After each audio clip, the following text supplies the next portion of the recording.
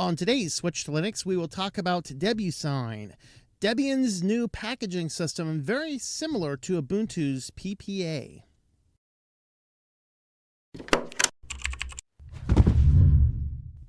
Thanks for checking out this video by Switch to Linux. If you like this type of content, subscribe to the channel if you've not already done so. Leave us a like and a comment down below.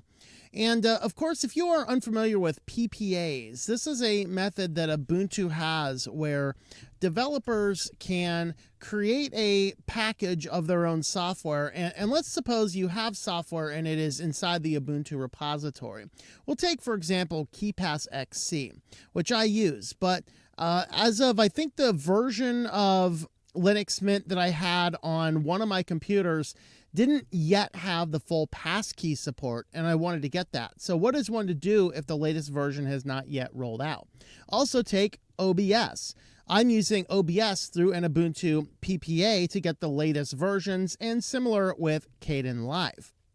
What this is basically is a way that the developer of the code can always be working on and always be releasing a version of the software that is not yet packaged in the repository's main applications. And so by adding the PPA, you're going to override the version that is in the repository with the one that this software developer has created. Now, to maintain security, every developer needs to have their own account through Launchpad, and that is really to make sure that some random people don't just go ahead and create an application that's going to override something else. And so the PPAs are very useful.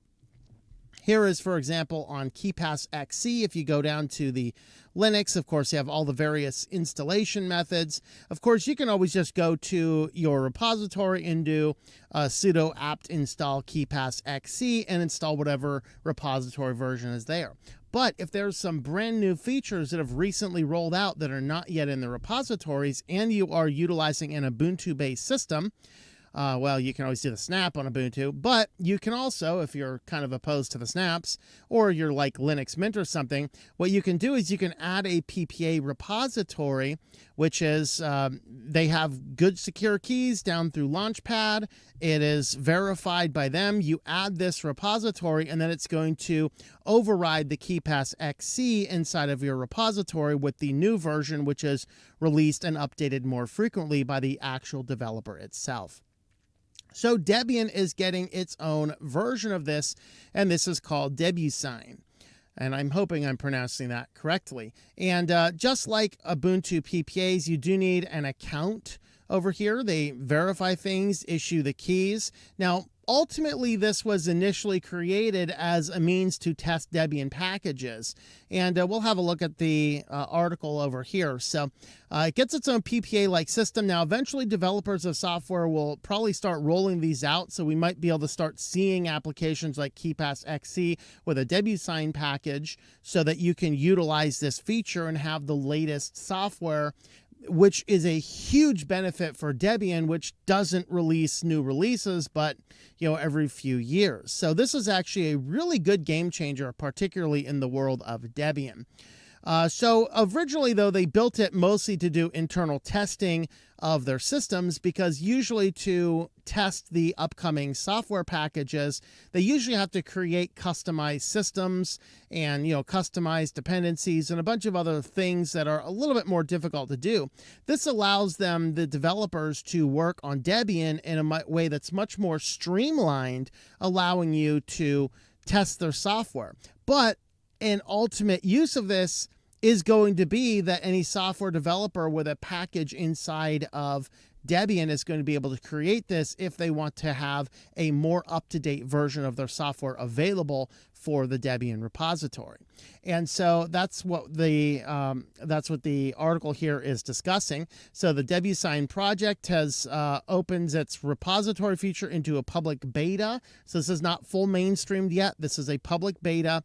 So you can have a look over at debusine.debian.net, allowing the Debian developers and maintainers to create apt-compatible repositories that function similar to Ubuntu's PPAs, but specific for Debian ecosystem, which means they could, in theory, also work on Ubuntu. We might override the Ubuntu PPAs. There you go. That'd be fun. And I like this because I want to eventually make a switch to the Debian-based version of Linux Mint, and I use MX Linux on other systems as well. And MX Linux does a really good job of including backports and things like that. But Linux Mint Debian Edition doesn't necessarily do that as much. And so this would be a really good way to get more up-to-date software on an LMDE system, for example, when this is coming in down the road. So right now, most of this has been kind of behind the scenes, but it has been announced in the past. But this is the point when they launched their public beta. And so the rest of this is just kind of talking about some of the issues. Right now, it's currently limited to Debian developers and Debian maintainers, and the repositories are public by default. Only packages with licenses compatible with Debian's distribution requirements are permitted. So the licensing is going to be good. We're not going to see a lot of weird closed source proprietary stuff in there. The service is intended primarily for work that could reasonably make its way onto Debian. So there is kind of what is going on with it. So if you're interested in that type of feature, have a look over at the debusine.debian.net project and get all the information. Of course, they have an informational page. They have documentation and basically the steps that you would need in order to go through the process there. So let me know your thoughts about all that. I actually, for one, think this is a really good feature. I'm looking forward to when this is rolled out and software eventually will be able to be released under this. It will allow us to have newer packages still maintaining that rock solid Debian core. So let me know your thoughts about all that in the comments down below.